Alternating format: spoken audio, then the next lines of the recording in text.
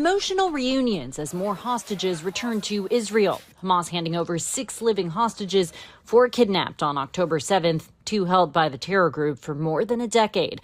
Tal Shoam and Avira Mengistu first released from Rafah, the other 4 hostages from points in central Gaza, all of them escorted by masked Hamas gunmen. But Israel, set to release hundreds of Palestinian prisoners, has halted the move until further notice. A source tells ABC News it's reportedly in response to the delayed return of Shiri Bibas's body and the murder of her and her 2 young children shortly after their kidnapping. Hamas had delivered a body on Thursday saying it was Bibas, but forensic testing by Israelis determined it was not her. Israeli Prime Minister Benjamin Netanyahu vowing revenge, Hamas quickly releasing another body, which Israeli forensics confirmed was the young mother. The remains of her 2 sons were released earlier this week, Hamas blaming their deaths on Israeli airstrikes. But the IDF says forensics show 4-year-old Ariel and 8-month-old Kfir were killed by Hamas. Our examination found no evidence of injuries caused by bombing. Protesters continue to gather in Tel Aviv, calling for a deal to bring home the remaining hostages. We are facing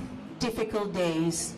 This is a long, tiring fight, and there are extremists trying to derail negotiations. And negotiations to begin phase 2 are set to begin next week. If they are successful, we could see the release of all remaining hostages, a new governing body in Gaza, and the full withdrawal of all IDF troops from Gaza. Inez de la Cuetara, ABC News, London.